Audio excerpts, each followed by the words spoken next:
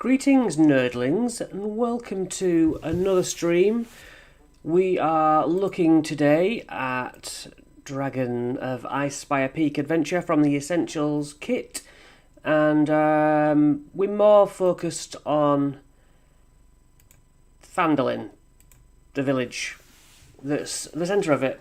Now, first things first, I want to talk about maps, and we have this map comes with the essential kit, and yes, it's Phandelin, and it's the same village that that the adventure takes place in Shattered Obelisk as well. So, but I just noticed that that view again. That the essentials kit map has actually less locations than the original starter set, and also get your bread together, and also the essentials kit. So basically, if I add the map here at stage, this map from Phandelin below and starter set has more locations on it, which is a plus. Now I know I'm not here to talk too much about the starter set, Lost Mines of Phandelver, but you probably know that it's set in the same place and you can put them together, and it extends either way. You can extend this out, or you can extend the essentials kit into this. I just wanted to cover that because today we're pretty much just talking about Phandelin, or that's my plan. Last week we covered more Umber Hill, was it called? And another location, Axholm, perhaps. So, and I wanted to do that because I think it's if we cover the second session first, it just marries up better for me. You know, you get your players to Phandelin, and they're going to want to go on an adventure. So have that prepped, and then we're always going to end up at Phandelin like a wheel. Spokes of a wheel always come back to the central hub. So now we tackle what happens with them in Phandelin itself. And as I probably said last week, there's an assumption, or it is my assumption, that they will come in from the top, the north, the Tribor Trail, and the first thing they will see is Barthen's provisions. And from the Shattered Obelisk book, we learn that, well, weirdly, there's a point in the original starter set. The proprietor is a man, but in the redo, updated extension, it's actually a woman who owns the Barthen's provisions. So, it doesn't really matter, does it? But Elmina, a young woman with a kindly manner, that's a good bit of information, not in the essentials kit. She employs a couple of clerks called Ander and Thistle, who help unload and load wagons and wait on customers when she isn't around. Okay, another little bit of flavour. We've got 3 people essentially working in this store, and so because with they're either going to end up there because they want health, not health potions. They don't sell health potions, but they're going to want to spend some coin in this place. And I'm thinking to myself, well, even if their first time or their third time coming back to Phandelin, what can we throw in to give the village life, blood, atmosphere? What would the proprietor, Elmina, for example, perhaps offer the party? She, according to my notes, I've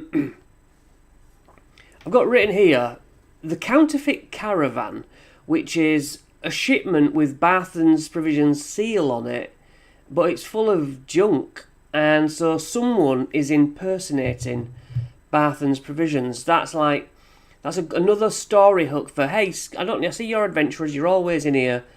How about maybe you investigate these false carts? Someone's ripping me off.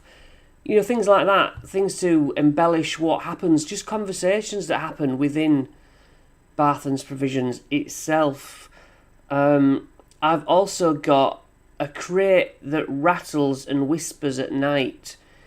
and Barthen refuses to open it, asking the players to investigate.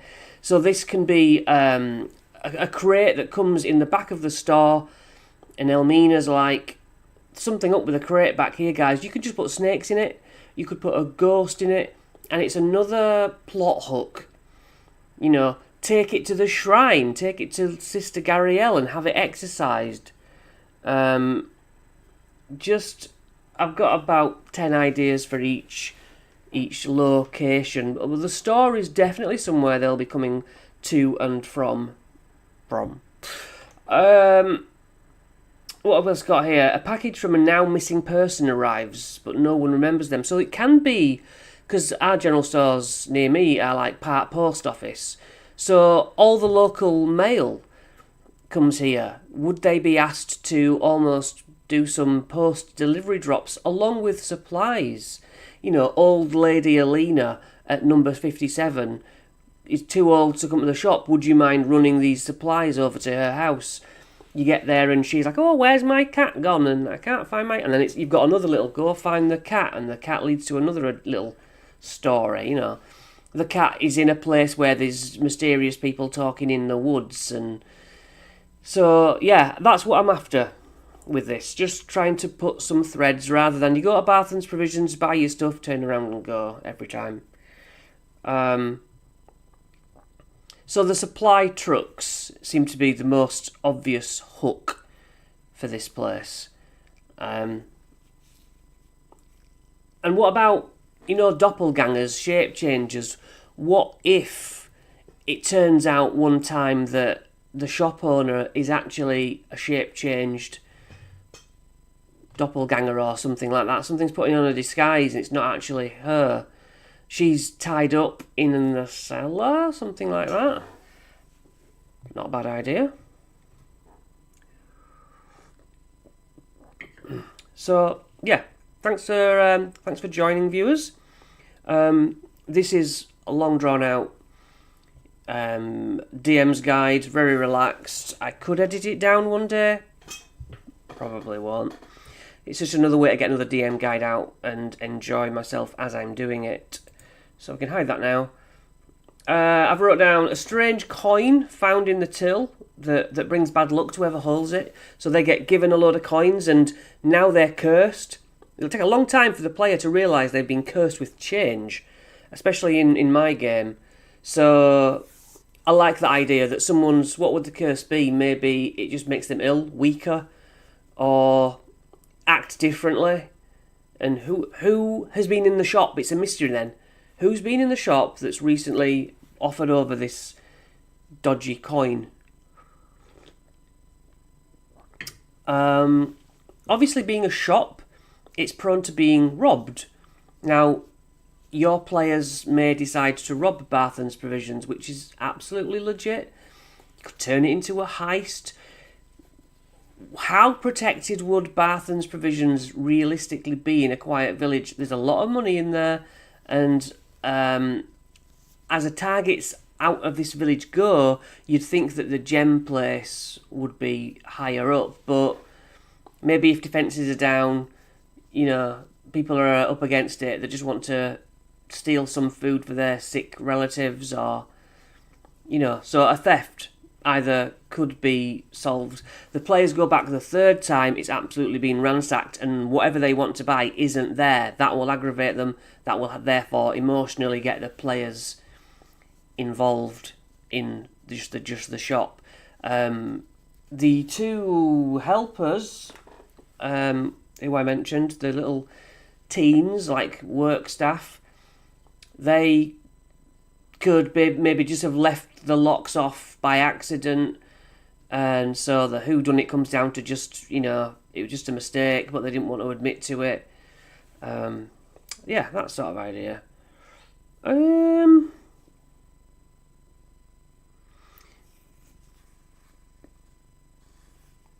So how about somebody comes into the shop and buys masses of stuff, basically almost clears them out, spends a lot of coin.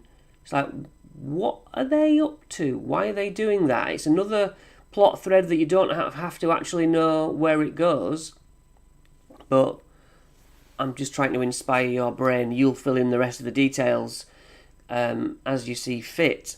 But the players might be like, hang on, we thought we were the high rollers in town. Who's this guy? Maybe he's from a bigger city. Maybe he's just maybe he's actually opening a new shop a few miles away, or a pop-up shack, and he's just trying to buy out all the competition, sort of more faster than they can sell their stuff. Buy it back in, I mean. So, you know, are these good ideas? Are these useful? To move my notes a bit so I can just look at comments, which no one's wanted to talk to me yet. That's fine. That's fine. Right. Where should we go next? Stonehill Inn, Tavern and Lodge. The Stonehill Inn. Is there two pubs? There's a Stonehill Inn, and I feel like there's another one. Bear with me. Usually, it's a good idea to have a nice pub and a horrible dive, so you get all the rough ones in the dive. Sleeping Giant, that's what I was thinking of. So, but we're looking at the Stonehill Inn. Some story ideas I have for that here is that one of the rooms is haunted. Not terribly adventurous, but maybe if the players all split up and sleep in different ones, or there's an empty room that they hear knocking coming from, they go to investigate, flickering night lights, strange noises, you know, that sort of idea. That sort of thing. Yeah, it can go where you want, it can go to nothing, it's just something to keep your sessions moving. It's the sort of thing you can drop in just when you kind of fill in, you're like, oh, we've got half an hour left and I don't really, all my notes are done for this week. Just drop in something that has no actual solution, so you can fill it out later, you know. It buys you some time, things like that. As does a good old-fashioned combat, don't get me wrong. So, in these inns, does this inn have a bard? Is this an up-tempo? Is this an up-street, you know, poshy one that actually pays for bards? Or is this just a travelling bard who stands in the corner playing his lute while people eat and drink? And then maybe he stays there and you've got another whodunit opportunity because there's a murder. The bard has been killed. Who killed them? You know, could be the players, let's be honest. So, with them being in an inn, drink obviously causes fights. Maybe people leave without paying. Just, again, I'm just giving you things to embellish the scene, really. Even if they're just having their meeting, you know, we're going to sit in here, have some food and leave. The fact that you can say, there seems to be a bit of a kerfuffle. They don't have to do anything other than observe it and make you look cool as a DM. If I can take the power down thing off, I won't have to keep booting it up. So anyway, how are you guys? Thanks for coming and joining the live stream again. If I could, there we go. Forgive me, I'm 50. So food is also for sale in the pub. That leads to obvious ideas for poisoning food, getting the service wrong, having a lot of clattering in the back. Does the landlord beat his staff? Is there a fight club in the cellar? You know, sometimes you've got fighters or barbarians who just want to hit things, and maybe they see some people disappearing behind a bar area and disappearing because they go down in a trapdoor into the cellar.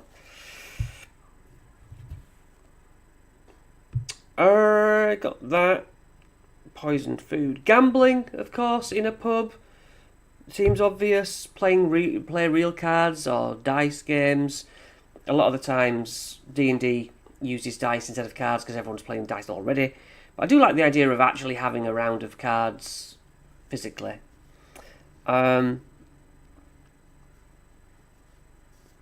So I wrote, a gambler maybe wagers a mysterious key rather than money, and claims it leads to a buried secret beneath the town. So maybe I'm cutting a bit too close to the under the town of Shattered Obelisk. But, you know, taverns have beer cellars, don't they? So maybe something's been buried by a former tenant or landlord, and this guy's like, I've got a key to a chest that I buried long ago. Yeah, missing ale. Someone keeps stealing kegs from the cellar. More whodunit. Two rival adventurers challenge each other to a duel behind the inn and the tower. The town fears a bloodbath. Again, we're touching on rivals. If you can get people who challenge the hero's top spot, you know, if this is D&D, you'll get other adventuring parties. Your adventuring parties are here. My adventuring parties at my table is here. And so, maybe I love to see their faces when a squad walks in looking all clean and all heroic, and my players feel a bit like lost sheep. Hang on, aren't we meant to be the best in town? It really gets a good emotion out of them, I find. It gets them invested, that's for sure. And maybe, you know, some side-eyeing will eventually lead to a fight, something like that. Jeeves. Nice to catch a live stream. Nice. Thank you for coming.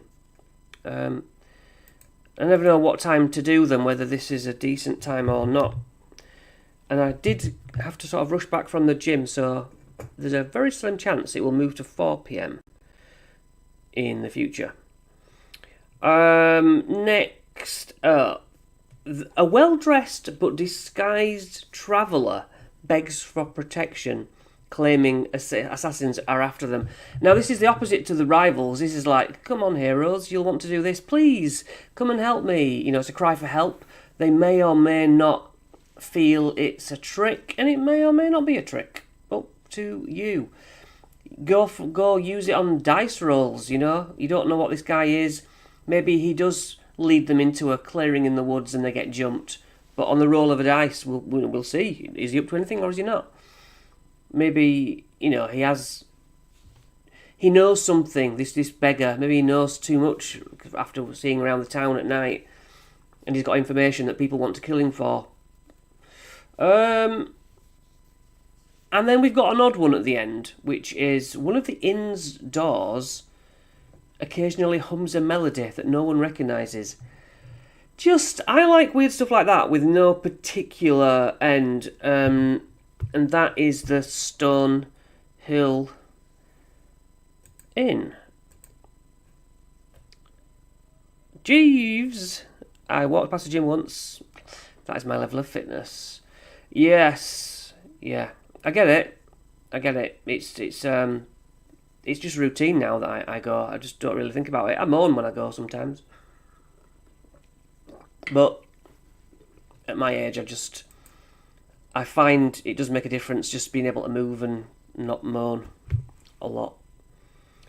So we've done Barthen's provisions. What's next on my list? The Lionshield Coster is the weapons and armour merchant. And so again, this is another area that's prone to be robbed. So I always think unseen servants. Obviously there's Glyph of Wardings. But I like to have something mobile. Just to cut the players off. If the players will come up with a really good idea, I just dispel magic 10 times all around the property. I don't want the glyphs to just, oh, well, I suppose you're in. You've foxed me. You know, I think somewhere like that. Even traps, as I say that. Even traps, if you try and tamper with the key, then buried spikes outside, bob up outside. They wouldn't expect that. You know, yeah, I would really play them at their own game if they're trying to rob these stores. It's like, it's not a medieval place where you are ultimate superhero and just can run roughshod through the town. You know, there needs to be some level of reality. So again, I've got the stolen idea for this store as well, that a shipment of weapons vanishes and the tracks lead into the woods. But then I thought, well, what if they're not human, or they start human and they turn into paw prints, weeaboo, whatever you want.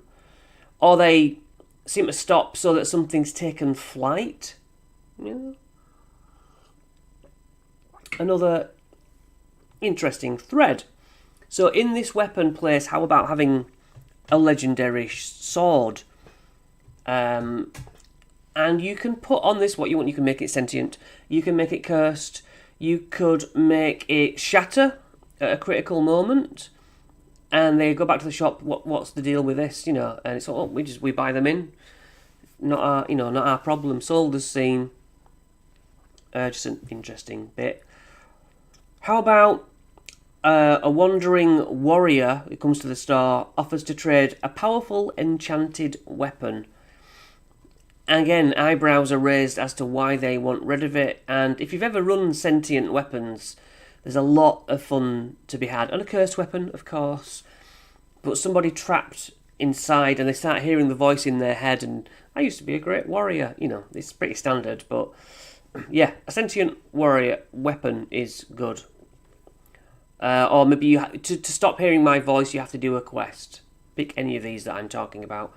A suit of armour in the store moves when no one is looking, like that Doctor Who episode Blink, where the angels move when you're not looking at them or can't see them. So, the suit of armour, what's its deal? But it moves about. Is that just a ghost?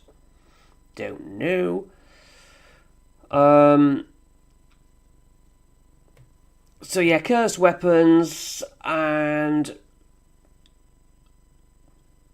I put something is slowly eating at the store's inventory, like a rust monster or a disease of some sort. Something is destroying the stock, basically. And so if they've purchased anything from the store, maybe it starts to rust. And if you just get into the stream, I'm talking about ideas to flesh out each individual spot on this map. Because you go somewhere, go to town, come back. If you've used all your plot points, kind of kills it a bit stone dead. You want multiple ideas for the first time they come back, the second time they come back. You've got a town green here. I always think maybe there's a festival going on. I like that idea. Children, running around laughing. Carts are slowly moving, being pulled by oxes through the town. People are out for delivering, as I said earlier, from the supply shop or whatever. It's got a town hall, so there must be councillors walking around, perhaps people painting their shop fronts, people door knocking, trying to sell things they've made, just to give life to it. So how about if they go in the weapon shop, there's a guy in there who's saying, I sold you that and it was a family heirloom and I want it back. And the purpose in the shop is like, no, we don't do, I've sold it on. And whether the players get involved in that seems good. Or somebody just haggling, saying, I want it, but I'm not paying that for it. And what would the players do? Will the players say, look, that's the price, mate, that's what she says? Or be like, I'll give you some money, I'll buy it for you and you can do us a favour. Because players can buy favours off NPCs too. It's not all players need NPCs to do stuff. It's like, I don't know if I said that right. You know what I'm getting at. Maybe some sort of city watch come to town and realise that some of these weapons are actually stolen. And so perhaps the players have actually already bought some of these stolen weapons and the law will see it on their back and say, I'm confiscating that. I don't care that you paid 30,000 for it. We're having it. Yeah. So yeah, the weapons place, because that's another one of the places they're very likely to go.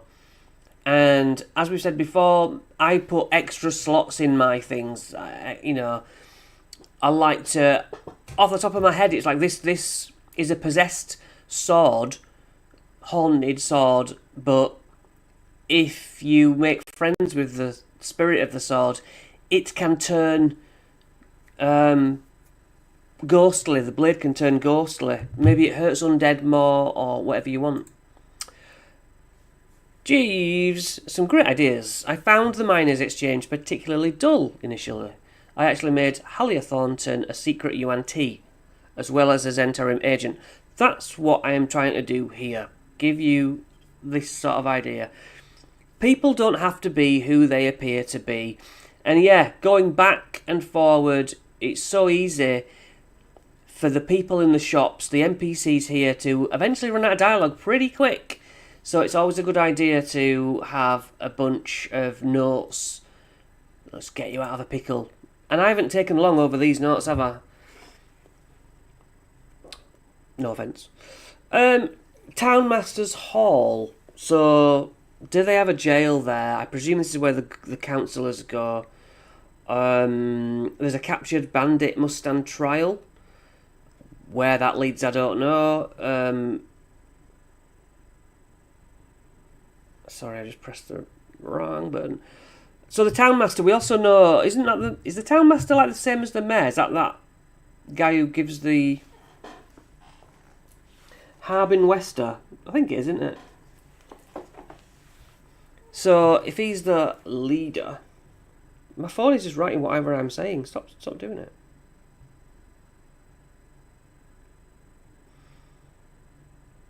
Here we go. You could have, I know I've said doppelganger as well, but you could have the Harbin also be replaced. You know, he's the top of the town, and yet he gets replaced by someone who's pretending to be him. That would be quite good. What about if the mayor himself goes missing? Who would take him? What's happened to him? It's a quest. If you make up a location outside of this module, then it's good for your training wheels, isn't it?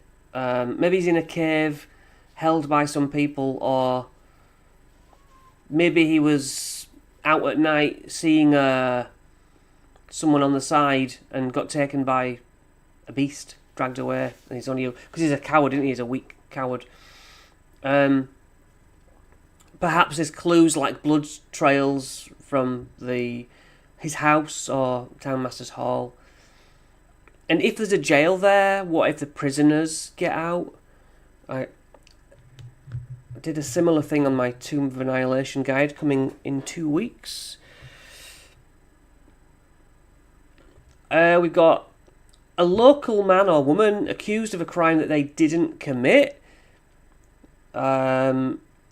You could always have the players witness in the Hitchcock films, where like Rear Window, where someone thinks they've seen somebody kill someone, but it's not actually what happened. That kind of idea. You can see hushed tones and talking, you know, from afar. Maybe something's exchanged that looks like a shady deal, but it's actually just like a secret birthday present swap or something. You can play it by ear, but that's like a sentence, isn't it? And now you think, yeah, that can go wherever it can go. So if this seems likely as well, no one should really, or at least the module seems to suggest that with the town leader, the townmaster being so spineless, surely someone would challenge his authority. And so there's like petitioning and rallying round town, out with Harbin Wester? Yeah. But then when he goes missing, it's like, maybe it's the people who are trying to get him out, the anti-Wester supporters, so they have to investigate that.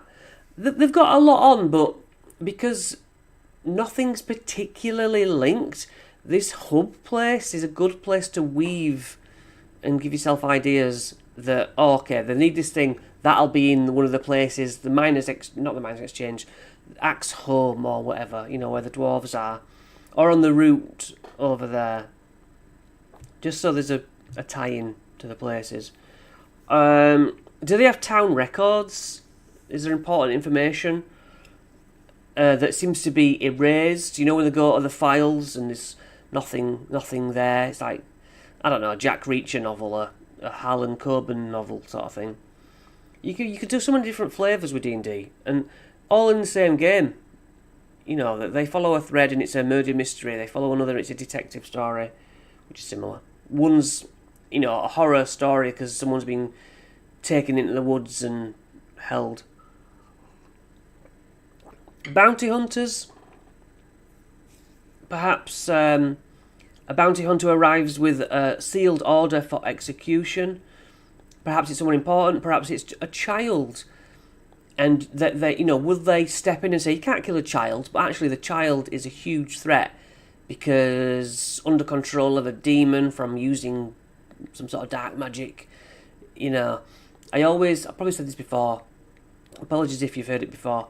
A woman goes by with she's got a broken wheel on a cart and tarp covering something on the back. Players, can you please help me? I'm a poor defenceless woman, help me. They help her fix the cartwheel. She trundles off. And then some really annoying, horrible, bad guy type guards come afterwards. Hey, players, did you just see a woman go this way? And play them horribly so the players are like, sort of, you know, I might tell you why. And basically the bad-looking guys are in the right. It's the woman who was all nicey-nicey. Has stolen dragon eggs, I usually say. I just think it's a good twist, and that they fall into that because they think you're just playing stereotypes, whereas, you know, this is a game of grey areas.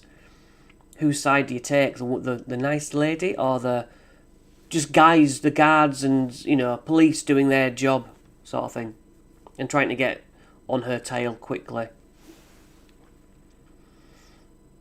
So let's move on to the Shrine of Luck. There's really not much about the shrine, is Sister Gadiel's Bargain. That's actually in Phandelin's book. Shrine of Luck. So we get some tales. Let's go to this. Remove that. Boop. Come on, me. Right. Go to Shrine of Luck. We get Phandelin's Tales. So yeah, she seems to be the woman who knows all the gossip for some reason. You can see that, yes.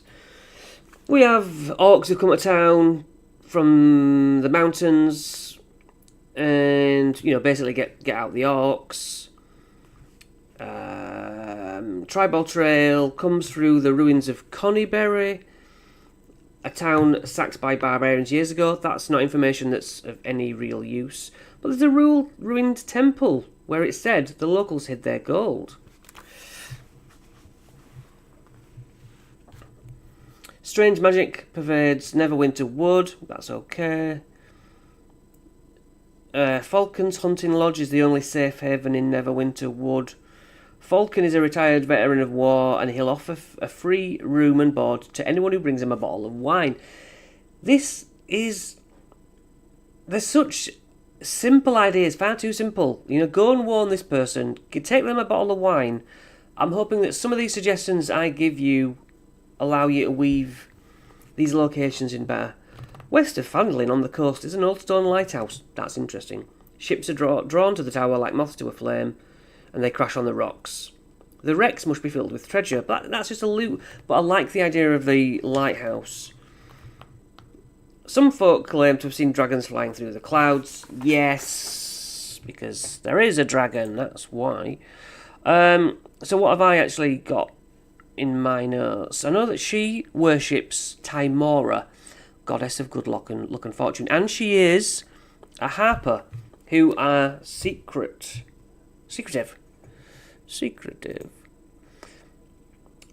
So for the Shrine of Offering, I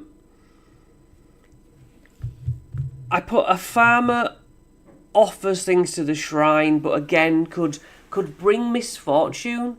I I'm thinking more like The Wicker Man, if you've seen that film. Some sort of old festival of weirdos, cultists. Yeah, they all seem like a nice... You know, the sister seems like... I'm not even necessarily the sister, but all the... We're talking like backwater weirdo farmers who have strange rituals that they carry on. Like Midsummer, if you've seen that film. What if the statue at the shrine starts crying like you see in religious supernatural cases? And is it a sign of fortune or doom? Maybe that will spread through the village and scare people or give them hope that the Lord is coming and all will be well. You know, you can play that how you want.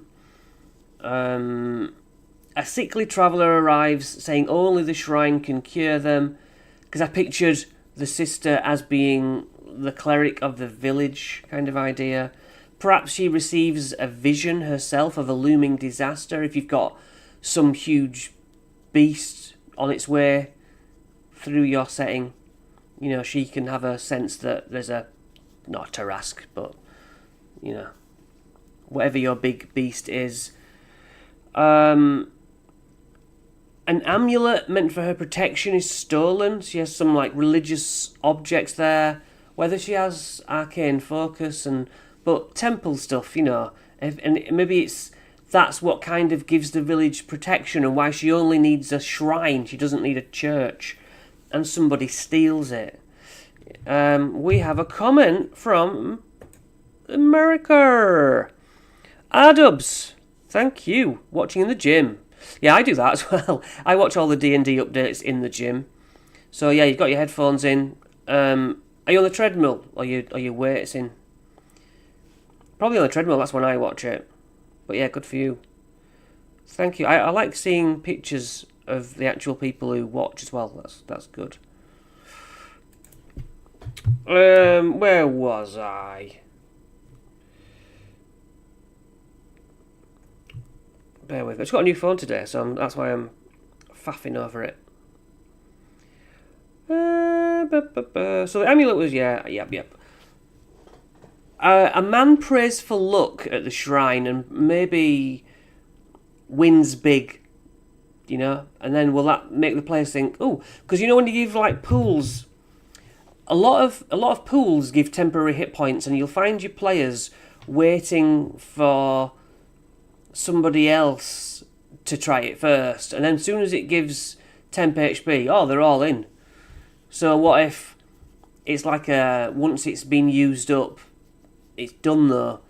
So this guy comes in, prays while they're talking to Sister Gariel, and he comes back and saying, I prayed here yesterday and I won a load of Neverwinter gold or something.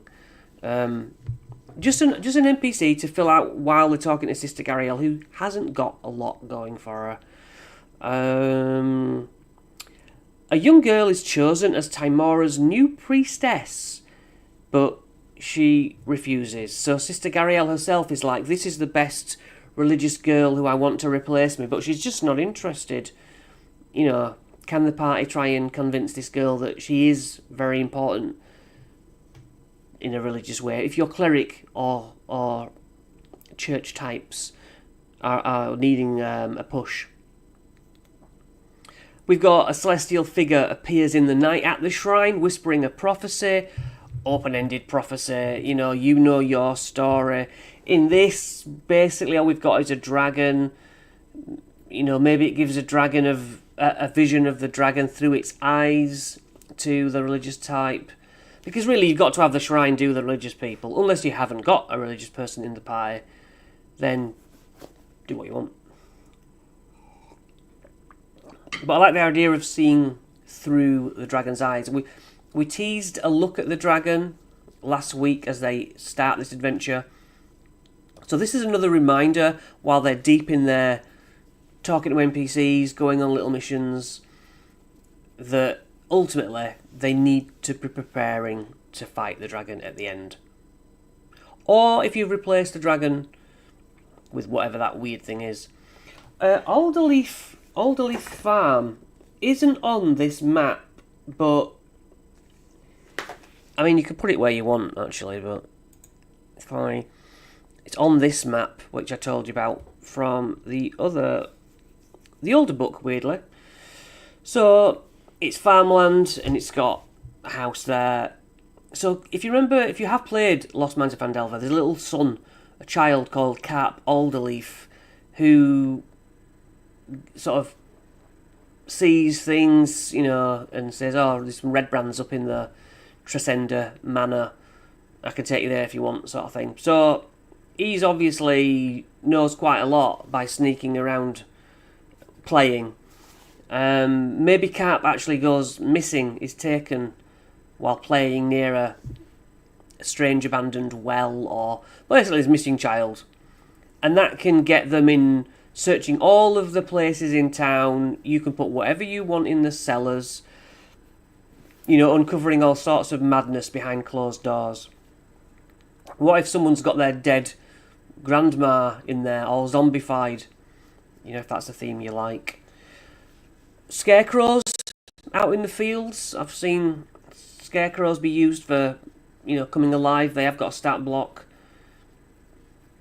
Again, those creepily moving around at night. If the player's walking past day to day, they're in a T formation, then next thing you know, maybe they could spell something out, actually. If they could move into a letter formation in the field, that would be funny.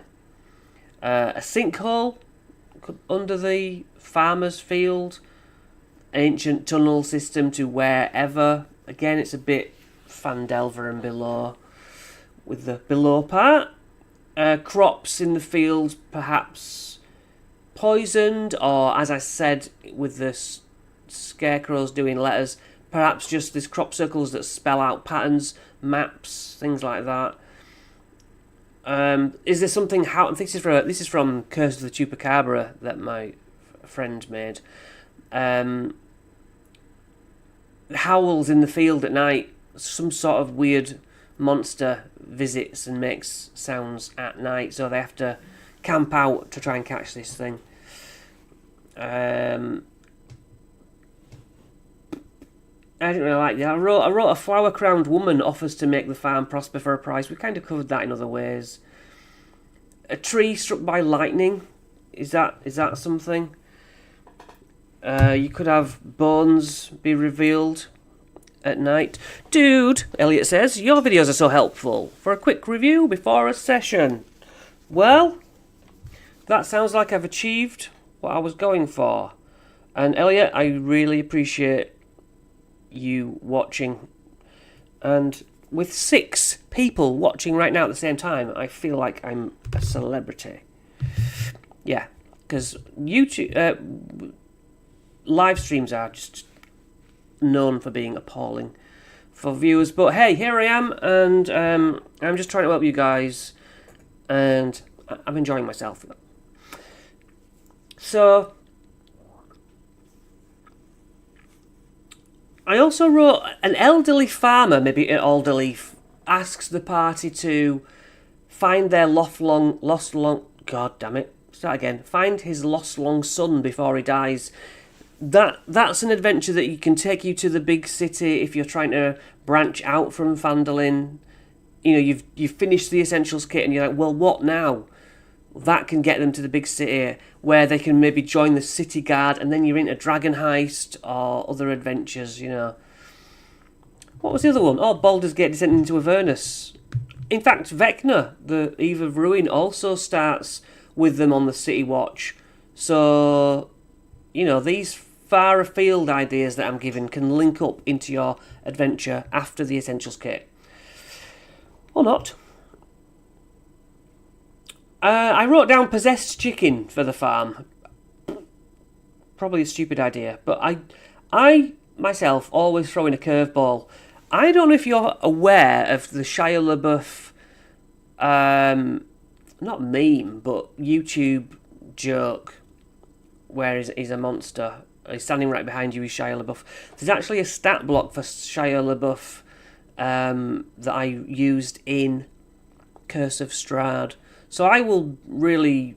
I don't mind putting stupid things in, just for lols, now and again. So a possessed chicken in my game is Yes, not... There we go! Actual cannibal. I was trying to think what the other words were. Thank you. And he was a cannibal, yeah. So, I had one player who was like raised eyebrow, like, what are we doing here? But my younger audience were happy.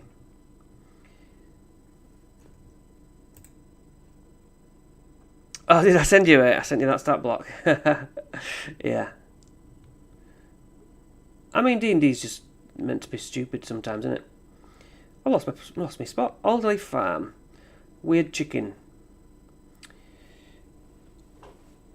And I wrote down stolen crop. It's not very interesting. I was getting desperate. Because, you know, farms only have so many ideas, don't they? Right, the other place was the Sleeping Giant Tap Room. Now, this was a former Red Brand hideout if you've played Lost Mines. So, as I say, there's normally a nicer pub, like anything of any village, a nicer pub and a more shady pub. This is the more shady pub. A dwarf orders a drink, then slumps over, dead, potentially leaving a map behind and a cryptic note. Adubs, totally agree. I'm getting ideas from my session this afternoon. Robodad, crushing, brainstorming on this. Yes. You just need ideas to wave away, and I think that small sentences. I even like say on the treadmill or whatever, or when I'm just all the time. To be fair, at work, my brain's just like, okay, what can little ideas and can we have off the top of your head? Like a hag turns up to town, and does some sort of ritual forcing the girls of the town to not be able to have children, because you know how hags steal babies? Well, what if they make them all, not impotent, that's not the word, but they can't have kids, and basically they take the not even created fetuses, like from the future, and so you've got to stop these hags from pre-stealing children. And I'm like, yeah, that's a good idea. No idea how I would use it, but...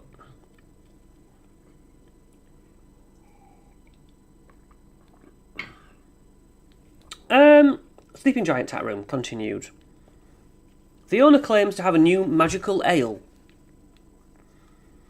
but those who drink it report strange visions. Now, I have drugs in my game, and my players are very wary of my drugs. I call it Viper, and it was designed so that I could mid-game run the Dungeons & Dragons Rick and Morty box set. However, they just won't all take it. I was like, oh yeah, there'll be one night when they all get high, and this is what I'll run, and it'll be fun. But all I ever get is like one person takes a little bit, because they just don't trust me. So yeah, I cannot seem to make my players drug addicts, which is probably for the best. But strange visions are always fun. I like to have my players meet their god in a completely endless white room. You know.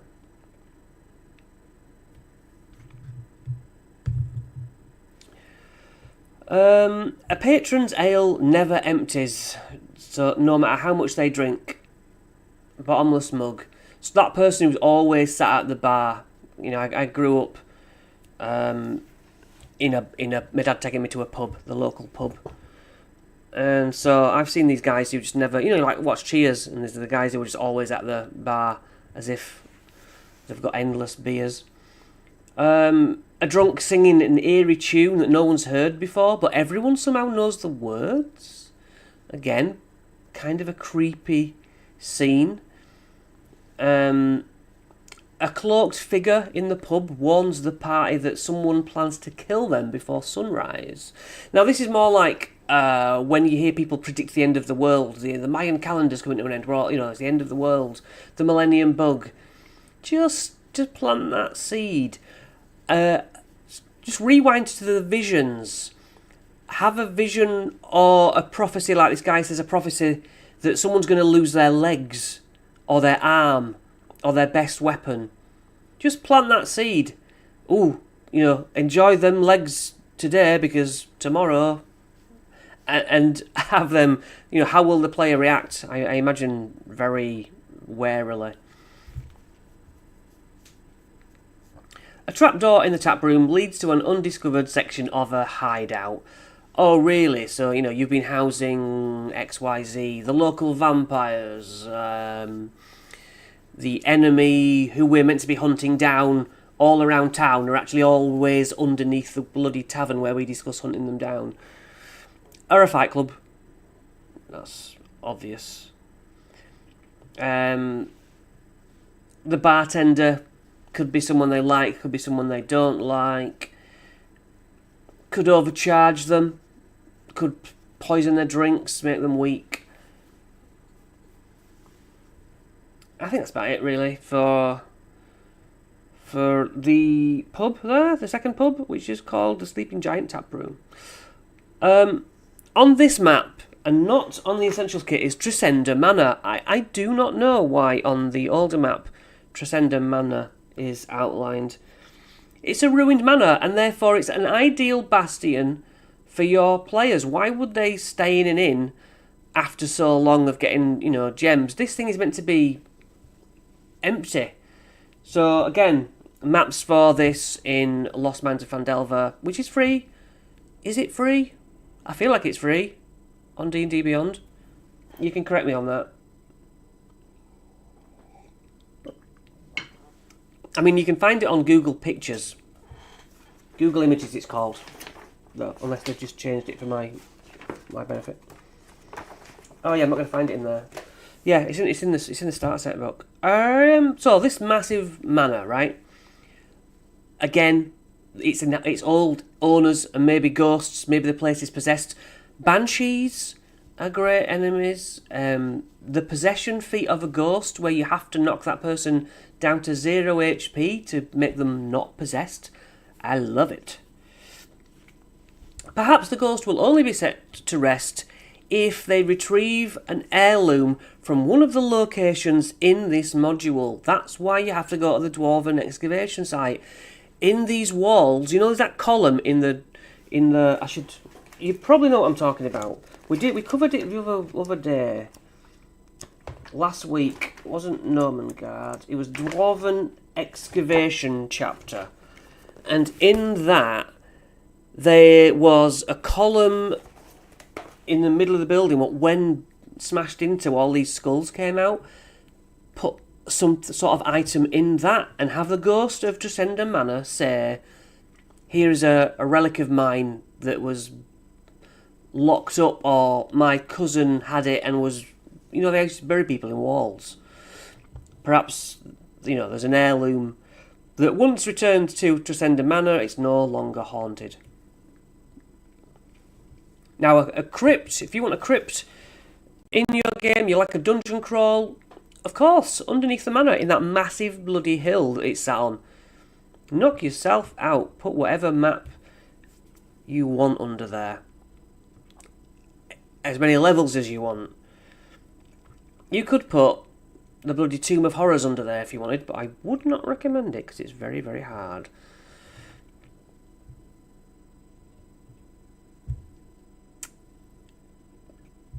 I just put somebody trying to rebuild the Red Brand gang. That's who were in this in Lost Mines, and you vanquished them, but perhaps in the cellars or whatever, some new guys trying to, restart it and reclaim it when they discover it, or just another way your bad guys can be again, because we've already used it for that before. Jeeves, curious, what's your favourite official module is, now that you have played around with a lot of them? Right, my top 3 is... Top 4. Curse of Strahd is definitely number 1. And then, I don't know whether I think I probably would go for Tomb of Annihilation. And then joint third is Vecna and Dragon Heist. Those would be the ones that I say. Dragon Heist in particular, because you've got all the town and you really cut your teeth. Once you've run something like this, where it is free roaming, but it's not too overwhelming, I think to jump from this to Dragon Heist, where they get a pub, a bit of a spoiler, but they get given a pub very early on. They can decorate how they want, and then they can wander around town, and I think that would be the next step up. I've done so much filling in with that, winging it. Whereas Tomb of Annihilation, things like that, you kind of can only wing it so much because it's very much on a theme, an Aztec sort of theme. Curse of Strahd is very much on a gothic sort of note. So I suppose, yeah, Dragon Heist is like your second level, beginner, then Dragon Heist, and then you're off anywhere you want, really. I went to Curse of Strahd after Dragon Heist. Worked perfectly. So, yeah, I just finished running Vecna, and my series basically shows how you can really extend it.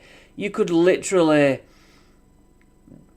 go to the Death House chapter and run Curse of Strahd and in its entirety, and then come back to, Vecna could be the spine for 10 years of your D&D journey. And you just, chapter by chapter, as it visits these different Eberron and stuff, you run a year-long campaign there. So, yeah, Curse of Strahd is my favourite module. And that is what I plan to cover once I've run I've given you Tomb of Annihilation, which will be like nearly a year's worth of videos. And I just pray that people are interested. Right. Where was I? We are in the manor. Tresendar Manor. I put hidden chamber. A tunnel leading to somewhere you don't know where it goes. A prisoner found in a hideout, claiming they were locked up for centuries.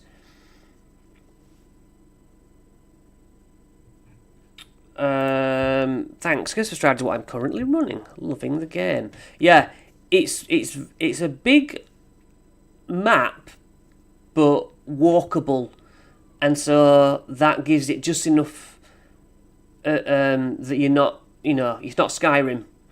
Whereas Tomb of Annihilation is an entire continent, and you don't know where they're going to go in what order.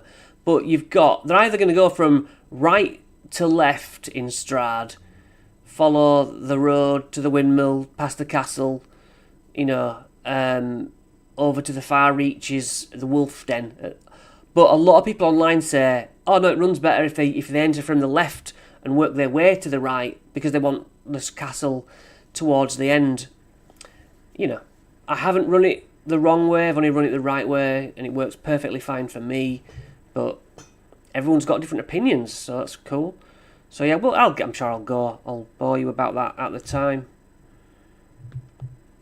But yeah, meeting Strahd early on and having him be nice is the most fun I've ever had.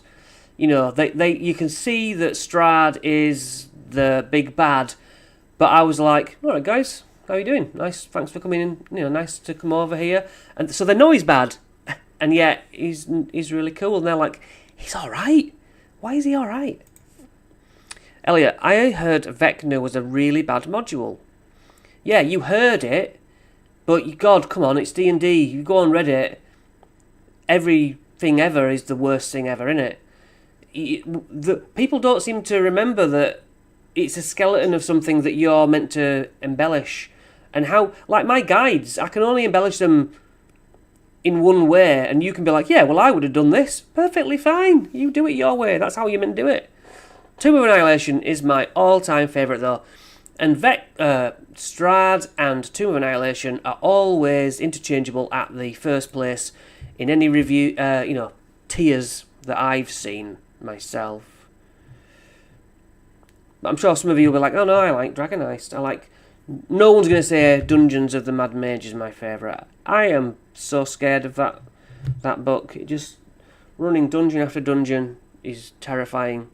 So yeah, that's my kryptonite. One day, if you see me doing a guide to Dungeons of the Mad Mage, I don't know. I think I've lost the plot. I'd rather do a DM's guide on Spelljammer than that. I'm not saying something. A collapsed wall reveals a secret room filled with ancient books. I mean, Tresendar Library, Tresendar Manor. There's only so much you can do with it. But it's a good bastion. I can't wait to run bastions in my home game. I've got one more week of running Cyberpunk. And then I'm going to start my homebrew, which I'm really looking forward to. And, yeah, I won't go on about my memberships to you. But that's what I'll be doing some videos on. Right, the Miners' Exchange. As we discussed earlier, surely the Miners' Exchange in Phandelin will be heavily guarded because of its money. Let's see what it says on here.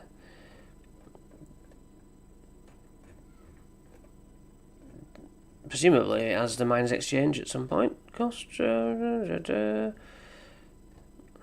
What does it not? Does it not have anything about the Miners' Exchange? Town Hall, Shrine of Luck. There we go. So we covered this last week. The woman is Halia Thornton, Agent of the Zentarim. Okie dokie. Nothing wrong with that. Just not a lot of information, is it? So back to this map. And my phone's locked again. Right. I wrote... Basically, they would know the whereabouts of a rich ore vein. I was thinking Minecraft. I was playing Minecraft at the time. Maybe the players have to go and, buy mining equipment and collect some ore for some coin. A dying miner scratches a cryptic message into stone before dying, coughing his lungs up. Maybe something like could even be like something's coming. A poison gas. Maybe you can have them build a bit of mining equipment. I'm trying to look for a... I don't really have one to hand, but I'm, actually, gnome-like... Yeah, maybe Gnomengarde. They have to go to have them build something to mine with that they can actually ride in and does all the collection for you. Then you can get them down into the ground. You can do all sorts of underground things then. They're collecting gems and they get attacked by Zorn, who love eating gems. Maybe.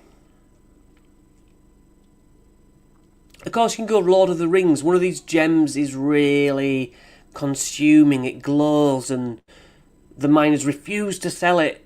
And now everybody wants it, and it kind of starts a Lord of the Rings curse. But maybe that's been overly done. I mean, the players could be offered to, if they've bought into Tresendar Manor.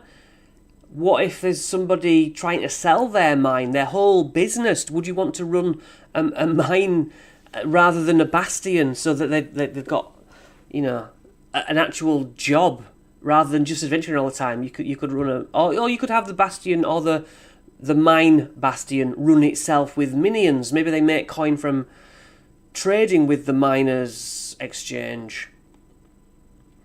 I know I'm getting quite big. This is meant to be the Essentials kit, but... So, for anyone who was late to the start of the live stream, these are just ideas to embellish each individual location, perhaps spiderweb link them to the adventure at large, and have the Phandelin be alive. You come and these things are happening. Pick one for each place. The first time they're there, walk around, all these things happen. They go away, they come back, pick the second load of ideas I mentioned, and... it's like all things are different happening around the village all the time. So yeah, maybe they could buy a mine. It's a long shot. Do miners unearth rusted weapons that are sentient, are cursed, are really strong. You know, +1. Maybe they just hit gold. You know, it's one way to maybe you don't like just throwing gold at them all the time, because maybe there's a bank. You could put. I always think, why isn't there a bank in town? I put one in. Where was it?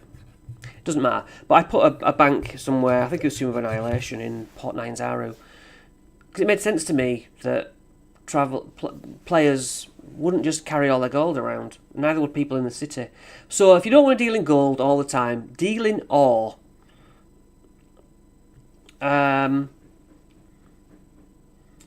Yeah, I put maybe the tunnels are moving. Another just a weird one that I wasn't really happy with. Maybe these dinosaur fossils they come across. I was thinking like Ice Age for that.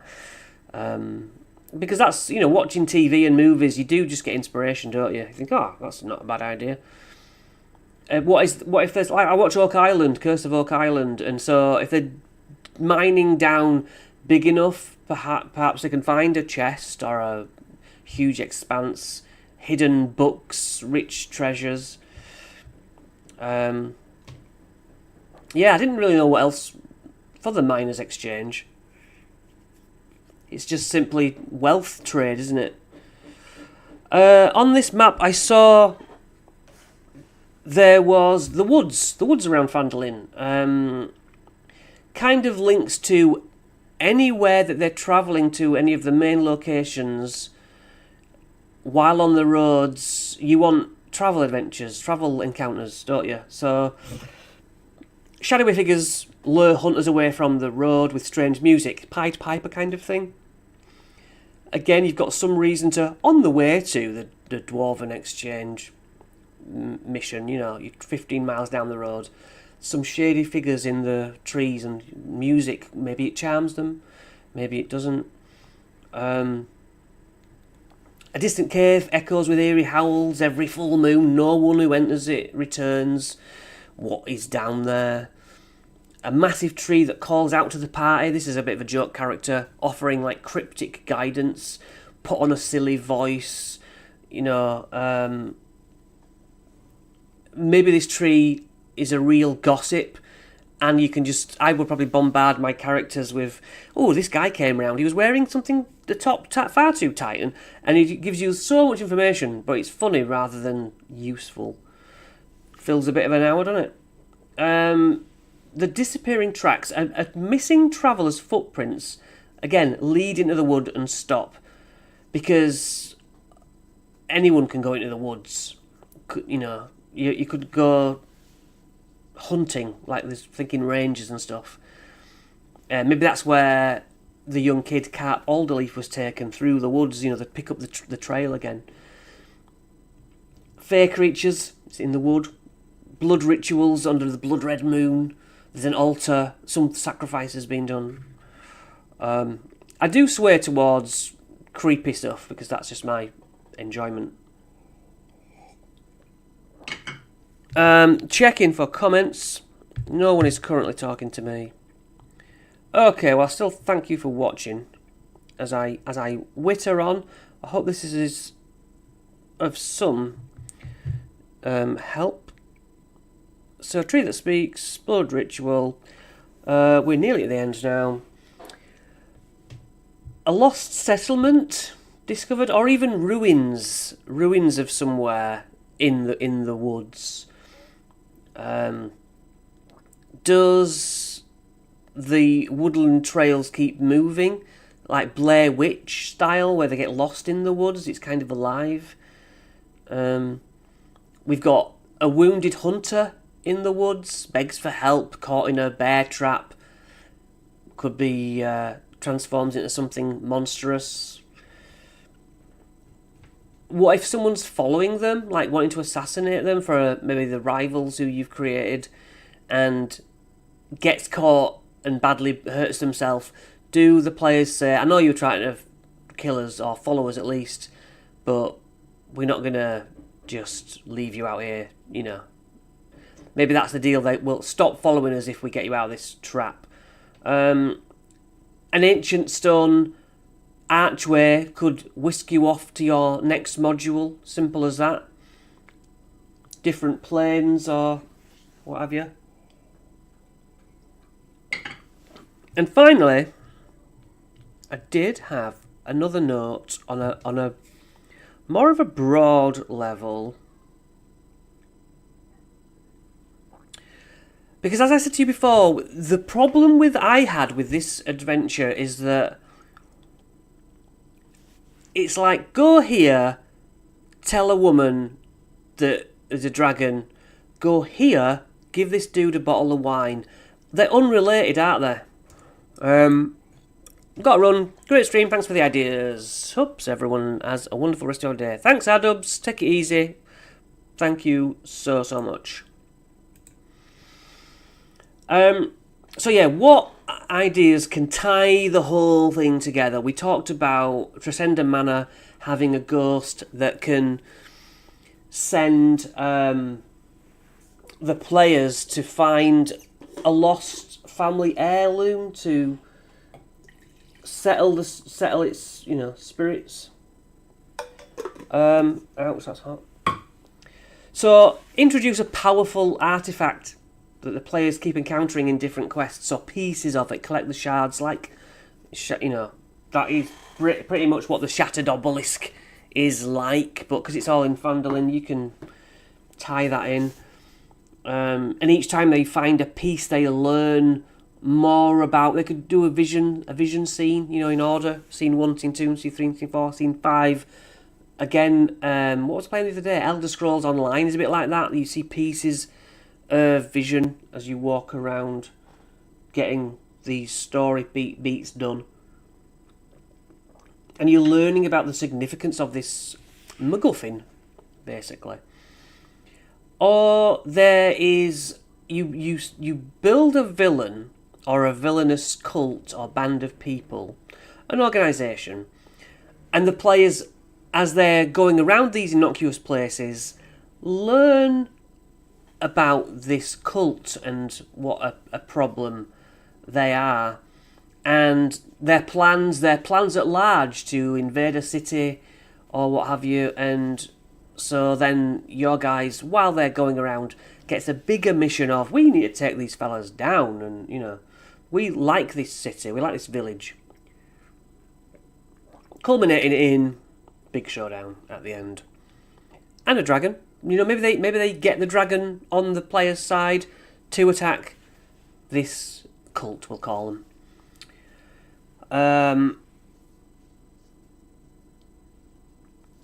So personal stakes. Maybe in session 0, you can introduce the players for their own motivation on family. They know someone in Phandelin. They're from Phandelin.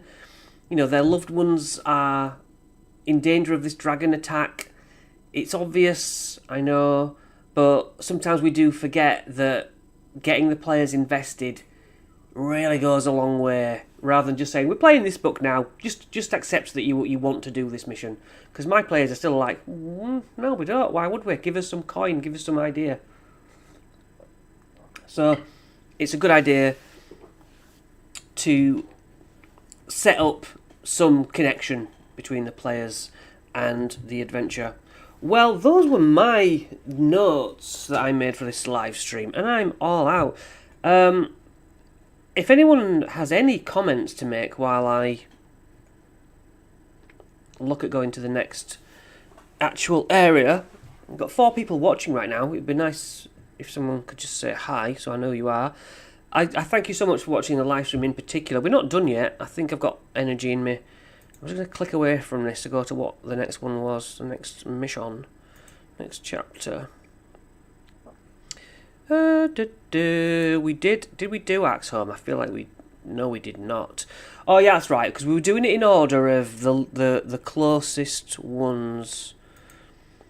We did Umbridge Hill, didn't we? So let's familiarise ourselves with what is next. That's no. I want the big map, which is up here. Big map.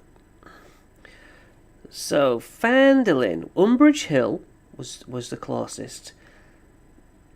Dwarven excavation. I suppose Gnomengarde. Was that in the Gnomengarde in the first three? The first three quests. Starting quests, yes. Dwarven excavation did. Umbrage Hill did. So we're definitely looking at Gnomengarde. Fine. Go to Gnomengarde. Boom. John. Hello, John. Do you stream your D&D game on here? I do not. I do not, because I would, but my players are currently teens and they wouldn't be comfortable with it, and I don't think, bless them, they would be good to watch. However, I did have a team of adults who I think would be excellent to watch, and again, they've gone off to have their lives. So no, in the future, hey, I'd be up for it. I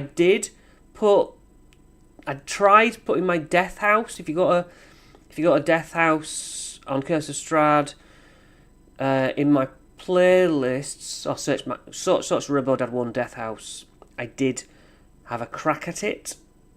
So see what you think there. Oh, Lone Wolf fan writer just popped in. Don't see too many doing live discussions of Phandelin or the related missions. Thanks for doing this. Hey, I thought it'd be a good idea. I suppose it's doing better than I actually anticipated. I thought I would have possibly 2 viewers. So, because it's so old. This thing has been out ages. Everyone's done it. Bob World Builder got big from doing this. But I want to be the DMGuide guy. If I'm anything at all, I want people to say, yeah, oh, it's that bald dude who talks about adventures. I love doing it, and it seems to get the most from the tiny community I have. So everyone's a winner, basically. Right, on to Gnomengarde, and I think I need to make sure you can see what I can see. That looks small. Why that small? There we go. So, let me have a look. Live look. So yeah, this is the third of the quests you get at the beginning. What is it? It's carved into the base of a mountain around a narrow waterfall. Rock gnomes. It's just an opportunity. Oh yeah, it's on 2 sides of the river thing. I remember now. Right, Gnomengarde has 2 married kings who rule in tandem. Nerkli and Corboz. Change the names to fit, if you will. Corboz lost his mind and is keeping his partner, or her partner, whichever. I think well, it's kings, isn't it? So 2 blokes, as his prisoner. Their subjects don't understand the nature of the affliction, a madness, you know. They don't wish to harm Corboz, but Corboz has become a danger to himself and others. In addition to the danger, 2 gnomes have vanished. No one except Corboz knows that a shape-changing monster has crept into Gnomengarde. It's a mimic, and is eating gnomes. It's weak. It's just weak, but it is what it is, you know. The main thing of this is rescue the locked-up other king. And as you'll see from the map in a moment, as we scroll down, you've basically got G1's river. Are you seeing this? Yes. You've basically got... Oh, I've got a... Kevin, my boy. When I last DM'd this campaign, I felt there were too many NPCs. So I combined the Zentarim agent running the Miners' Exchange and the Lionshield Coster. Absolutely valid. Yeah, it can be very difficult. It just gets easier the more you kind of do it. But yeah, I fully can see that. Yeah, I mean every location seems to, like this one, you're thrown in with 2 kings, and then there's all sorts of people, chefs and stuff sporadically, you know, and other gnomes throughout this place, and there might be like a dozen NPCs in this area. And it's a lot. It's a lot. They've got no relation. You know, let's go see the gnomes. These are nothing to do with the dwarves over here. This is nothing to do with the tree people over here. Yeah. And all the time, what's meant to tie it together is there's a dragon somewhere. It's like, that doesn't tie it together. Yeah. Yeah, so that's good to know that you have that problem. Other people may well have that problem also. They approach from this north part of this map, and my players, the king and all that is G14, 15. A bit of a giveaway. The climax is normally in the higher numbered areas, so you could go, oh, well, look at the player version. Oh, I don't think you'll see that if I click it. But my players went right, and the mimics in G8, and then there's like loads of staff and stuff, and so they just wandered in and were like, I don't really know what we're doing here. Just wandered about. And all of the stories kind of on the left, which I thought was unusual. So they basically killed the mimic and then discovered the kings, where really you need to force them to have the conversation with the king, in my opinion. And then fight the mimic.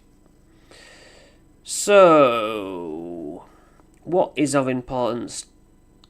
To complete the quest, the characters must obtain at least one magic item from the gnomes. Only the Hat of Wizardry interests Townmaster Harben Wester, who offers to buy it for 50 gold, even though he knows no one can attune to it. 50 gold isn't much. The gnomes won't hand over any magic items until the characters speak to Thibblestib and Dabbledob in G11. Who are these people? Ah, the inventors. That's actually the rock gnome recluses. They are inventing a sanity ray. The proposal is a sanity ray, but Dabbledob thinks that that's dumb and wants to build something called a straitjacket instead. Yeah, so it's just some kooky gnomes who make things. That's fine. It's just very underwhelmingly put together.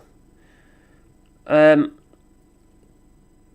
go to Gnomengarde and what? If the characters rescue Nerkley, who was being locked up by husband Corboz, they will be given a clockwork amulet from Mechanus. When you make an attack roll while wearing the amulet, you can forgo rolling the 20 to get a 10. Just once a day. The Pole of Collapsing. Speak a command word, and yeah, the pole goes from a 10-foot pole to a 1-foot pole. And reverts the opposite way. Useful for getting places. Wand of Pyrotechnics, 7 charges. It's the light crackles very, very loudly, and it has a burst of multicoloured light. Hat of Wizardry. You can use it as a spellcasting focus if you're a wizard. You can cast a cantrip you do not know. Extra spell from just wearing a hat. That's kind of cool. So yeah, it's basically like, hey, come here and get some magic items, as far as I can tell. Which isn't fantastic. You follow a stream uphill to the base of a mountain. A waterfall erosion has carved out a natural concavity. The roaring waterfall creates a cloud of mist as it plunges into shallow pools of water. Yeah, it separates into 2. There's loads of mushrooms on an island in the middle. I remember that now. Several cave openings overlook the pool, so they don't know where to go. You know, it would be an idea to have some gnomes plucking these island mushrooms in the middle and say, if you're looking for the king, you know, go over here. And then they can meet the crazy gnomes, get half information, be told, you know, there's a bit of a problem, some weirdness going on, a shape-changing thing over there somewhere, and then come back and find that the king's got his partner locked up and deal with that. That's, to my mind, the most obvious route. But unfortunately, they get to just wander around and piece this up in a bad jigsaw formation. So it does need a little bit of steering, in my opinion. There used to be 22 gnomes here, but a mimic's devoured 2 in the past week. It's disguised as a barrel, so that's quite cool. There are large chairs, lecterns, chests. The mimic can also disguise itself as a door, a false section of wall, or a rocky bulge on the floor, so that's good. I say possibly have, if depends how you feel about level, but it's nice to have 2 mimics, not as chests. Have them poking around at the chests and the door behind them turns into a mimic. It's quite good. So they're like one in front, one behind. That's my idea. You can always have one of the mimics run away and turn into something else, so that the players like see a door running off and they have to go and poke their dagger into all sorts of other tables and chairs, you know, trying to find this damn thing as they destroy the other one.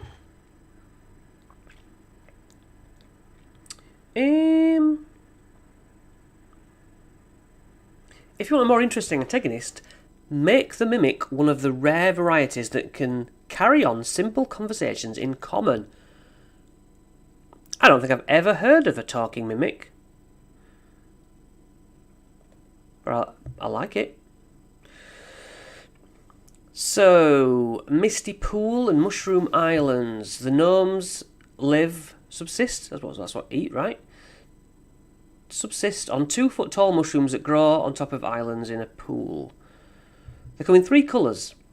Red provide oil for lanterns. Green are ground into flour for bread. Purple are crushed to make wine. Sure. The waterfall area is difficult terrain. There's a nice bridge over it which is wet, and you can fall in, and you can destroy the bridge if you so desire. Dining room, tables and chairs, which you can have as mimics. A stout wooden cabinet holds tin, dishware and utensils. That is standard. Normally it's the kitchens I find what are just like nothing useful in here. Well, there's plates, knives, am I done? But this kitchen stuff, utensils, it's like, that's not nothing. You can have 30 spoons in your pocket that you could melt into metal. That's not nothing, I don't know if you're getting what I mean. The kitchen is furnished with gnomes in mind. Let me just check comments. No. Everything is close to the floor. Nice. 5 gnomes busy themselves here. There's one prodding the fire. There's one using a press-like contraption to squeeze the oil out of these red mushrooms into flasks. There's one using a rolling pin, kneading bread from the green mushrooms. There's a male forming the dough into loaves. And there's someone on a stool with a big purple mushroom in a barrel so that it can be turned into wine. Yes. Characters who question these gnomes are like, look, we're just staff. Go down to 11, talk to Fibblestib and Dabbledob. Dabbledob. The gnomes won't leave the kitchen, but they can point you in the right direction. They're just staff. It's it's a nice scene, but it does nothing. This room in the pantry's got loads of... It's just dull. Small wooden crates with loaves. Can people just wander in and start opening up the pantry and... Oh yeah, this is where they keep all the bread and stuff. I don't know. I don't like it. It's too easy to roam. So maybe have some King's Guards stop them. Say, do you mind? This is a point I've got to make. I was thinking the other day in the shower that obviously the D&D players play their characters like, well, I open a chest, that's mine, 50 gold, thank you, I'll take that, and I'll take that. How are they heroes? Heroes don't go around just wandering into rooms and yoinking whatever they see. That's bad. I always thought, paladins and stuff. Oh, you're just going to take that here? You've just seen it in the church, and now you're going to take it. There should be some repercussion, like, hey, that's thievery. The police saying you should know better. You're going to give it back. I don't know. That's something that I thought of.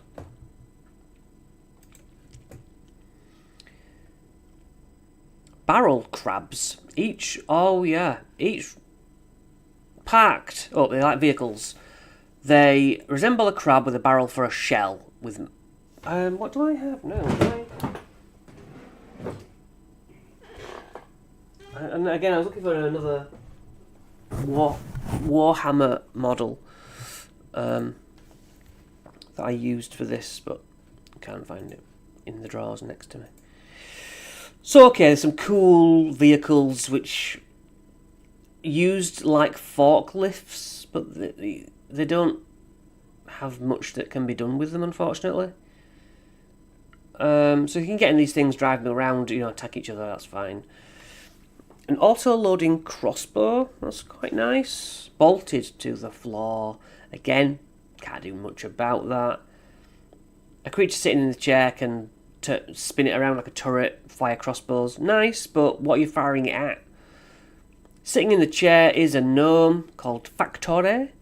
When she sees strangers, she decides to test out the contraption. Right. So she's a bit nutty. G8, 12 40-gallon barrels are in here. So, yeah, put lots of wooden things in here. Have the noise of wood move around. Something is a mimic. No, the door also is a mimic. One of the floorboards might be a mimic. A floorboard above, a beam might be a mimic, dropping down on them. Number 9 is 2 rock gnome recluses, a female named Ulla and a male named Pog. Who goes there? In Gnomish. And their orders are to attack shapeshifters on sight. They don't know if they're shapeshifters. Trick the gnomes into thinking the characters have an audience with the king. Scare the gnomes into thinking that any harm will result in Gnomengarde's destruction. Yeah, that's just the usual way of talking your way through it. The spinning blades area, again, is a strange one. You have to time your way of running through, and there's a lever on one way that can stop it, but I don't know, it just kind of... This chapter, I just find a bit dull. I'd potentially find another... I'd evolve this location. I don't like how it's laid out. I don't like how realistically you've got to kill a mimic and go to the king, and that's the end of that. It's a bit boring and absolutely unrelated to pretty much anything else. Unless they have, we were talking about beating a dragon at some point. Well, they're going to make a contraption that might fight a dragon. Then it's like, we're going to mech you up. We're going to, cyborg you into these devices. The players are then invested. Do this for me. Work here for a bit. Help me create. We've got a festival coming on. We've got a big dignitary coming. We need loads of food preparing. Have them do a scene with all the kitchen gnomes in order to get the reward of, I will put you in a mech suit, one of you. It will have a magic item on it, the wizard's hat, which causes you to be able to cast lightning out of your metal hook. And suddenly, not only have you got a scene, you've got reason for them to do anything. So, the gnome domiciles. This is where they all sleep. Karamip, Jabby, Nix, Quippy. I don't bother writing names. It's all very good, I understand why they do it. But don't stress yourself. You make up any old names on the spot. Because they're all just made up nonsense anyway. So there's a treasure room, yeah. You need the keys to get in, okay. Or you can break down the door, I suppose. 2 thrones in the throne room, unsurprisingly. And then King Korbos locked himself and King Nerkli in the bedroom, forgetting that there's a secret door, which is a bit dull. Korbos speaks to them from inside the room and warns of the shape changer. This is how they found out that there's a mimic. I'm not talking to anyone until this mimic has been taken care of, and I'm not allowing my husband to wander around willy-nilly because it's far too dangerous for him. There's an idea there. I see what they tried to do, but we just need more. Maybe there's work to be done outside on this, with the river. You take these scorpion devices, you come out into the mainland and collect mushrooms, and fighting off some, I don't know, goblins, bugbears, driving these massive crab barrel machines. That's what I'm all about. Now, I think we're done for this week. We've covered Phandelin. We've covered another chapter, and yeah, my voice is just about held up. So that's another section. Have you any questions? Any questions before I skedaddle? Have you run it? Are you thinking of running it? Are you just here for some ideas? Please speak to me. Yeah. So again, I've got a video on Seagull, the place, coming out on Friday. After that, then starts a long series of Tomb of Annihilation, broken into many little bits. And if you're a member above level 1, you will get extra videos as part of... Actually, there's one extra one for Vecna. There's extra ones for Tomb of Annihilation. Extra content coming. I've run it before, says Kevin, and ready to run it again. This time I'll combine with Dragon of Icespire Peak. You mean this one, Icespire Peak? Or is Icespire Peak a different thing? I'm intrigued, Kevin. I'm going to see if I can beat you to replying by looking at it. Whoops. Because there's extra bits you can buy, isn't there, on D&D Beyond? No, it's the same. All right. Yuki. Yeah. Yeah, it's something to build off of, but it's no patch on Lost Mines or Phandelver. Oh yeah, exactly. Yeah, it's perfect for that. And to say that it's meant to be a one-horse town and not very interesting, it certainly has a lot of adventures linked to it. Yeah, good luck, Kevin. Let me know how it goes. And my wonderful viewers, please don't hesitate to get in touch. I scour my videos for comments. Lone Wolf, good tips. I've not run Gnomengarde myself, but tapped the level 3+ Dragon of Icespire Peak Adventures for my backup party for when one or two can't make the game. Yes, good idea. Good idea. Well, gentlemen, you're the best. Get in touch, as I'm saying. And maybe I'll see you next week, right? It might be at 4 o'clock. Depends. Take it easy, guys, and see you later.